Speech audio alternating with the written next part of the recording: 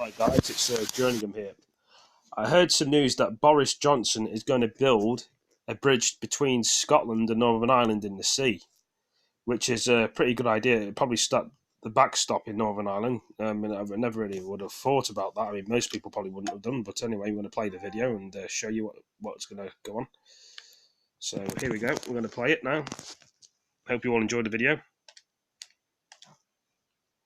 He championed the ill-fated Garden Bridge across the River Thames, a bridge between England and France. And now we can reveal Boris Johnson is forging ahead with plans for another bridge, this time linking Scotland and Northern Ireland. In his campaign for the Conservative leadership, the Prime Minister waxed lyrical about a bridge linking the two parts of the UK at risk of being torn asunder by Brexit. Many didn't take him seriously. But we've now seen documents being circulated around government showing that Number 10 are exploring the project with some urgency, asking the Treasury and the Transport Department for advice. Both departments are being asked for their views on a feasibility study, an estimation of cost and where this money would come from, and the risks around the project, i.e. World War II munitions in the Irish Sea.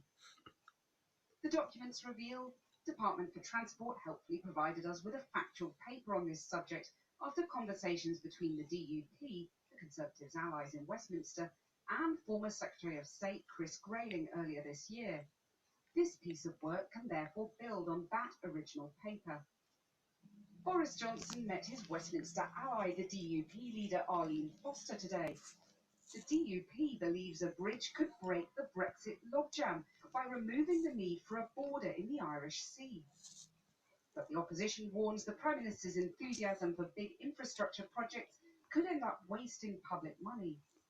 One retired engineer said that given the prevalence of unexploded World War II ordnance, no sane contractor or government would carry out the project, and that it was about as feasible as building a bridge to the moon. This is yet another stunt from Boris Johnson. The man who tried to build a bridge from one side of the Thames to the other and failed quite spectacularly is now thinking that he can do it from Scotland to Northern Ireland. It's ridiculous. It's also the wrong way to be going about doing politics at the moment. If he really cares about links between Northern Ireland and the rest of Great Britain, then he should be caring about the economic, constitutional and legal links that he's putting in danger by pursuing a no-deal Brexit. An architect told us, though, that those fears were unfounded.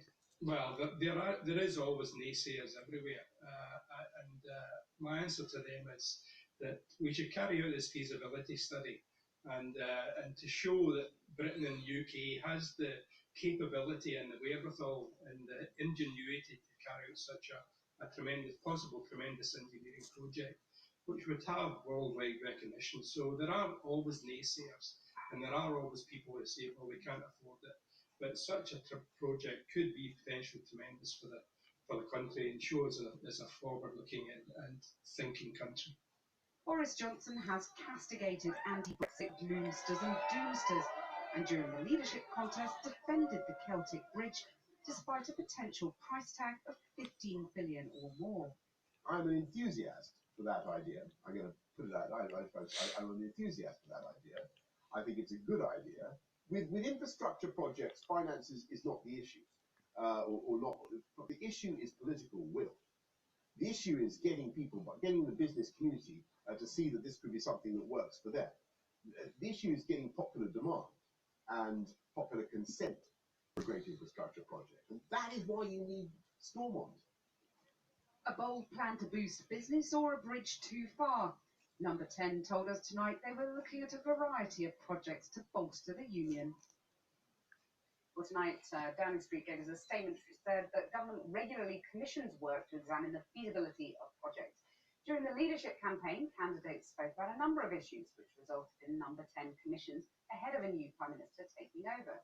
This Prime Minister has made no secret of his support for infrastructure projects that increase connectivity for people, and particularly those that strengthen the union. Well, they may be discussing it in Number 10, but is the idea of a bridge with Northern Ireland given serious consideration in Scotland? Kieran Jenkins is in Port Patrick on Scotland's southwest coast. Kieran. Well, basically, Kathy, if you keep going in that general direction, 30 miles across a very deep and choppy Irish Sea, you hit Northern Ireland. Now, a bridge linking Scotland and Northern Ireland has been looked at before, and it's been given short shrift before. Some of it solves a problem that simply doesn't exist. If you go down the road here, you can hop on a ferry to Northern Ireland, and others point out the monumental technical challenges of putting a bridge to Northern Ireland in these waters. But there are engineers who will tell you it is possible if you're prepared to spend an eye-watering amount of time and money. And bear in mind, this is the government currently wavering over HS2. Is it seriously going to throw billions and billions of pounds, chuck it into the Irish Sea here? And then there's the politics, which you can't strip away from this conversation.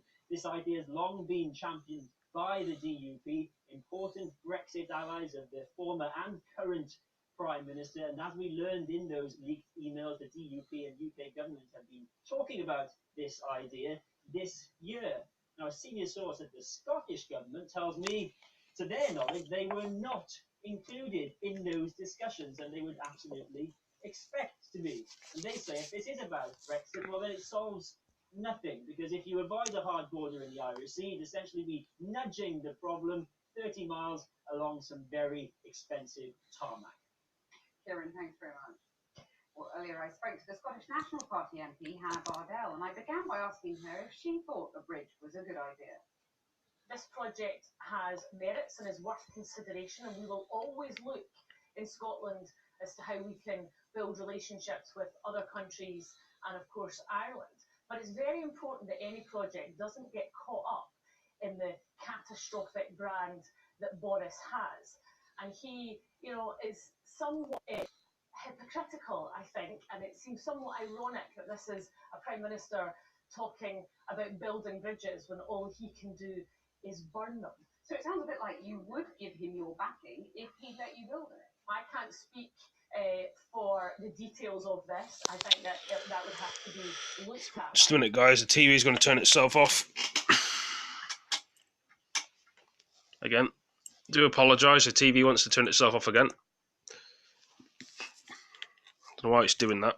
I think it's very, very important that people remember that the damage that has been done and is being done by Boris, by the Conservative government to Scotland and to Ireland can't just be made up by building a bridge. It goes much, much deeper than that. Boris is doing, and his government and his advisors are doing everything they can, from what I can see and from what the rest of us can see, to derail democracy.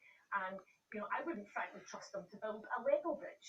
Your leader, Ian Blackford, said that Boris Johnson was acting like a dictator. Dictators don't generally want to give people a say in a general election, which is what Boris Johnson says he wants to do. And you've blocked that twice now. I'm afraid that when you have got a government and a Prime Minister that is riding roughshod over the democratic institutions, trying to ignore the legislature, that is a very, very serious matter. And to me, he is governing like a despot dictator. That is rather overreading it, isn't it? And isn't that going to inflame opinion when you do come to an election? It's going to be a very grubby one, isn't it? I mean, I think we all seek to have a decent discourse, and I don't use that language lightly, nor did the First Minister.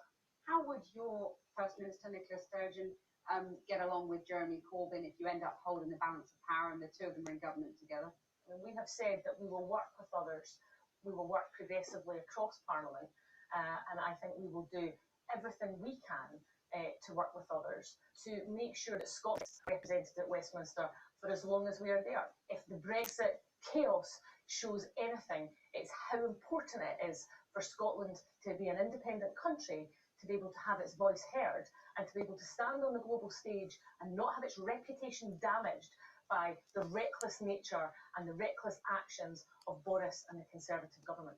Hannah Bardell, thank you very much.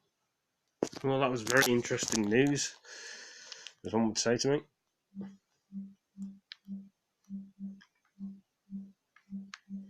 Hope you all enjoyed this video, guys.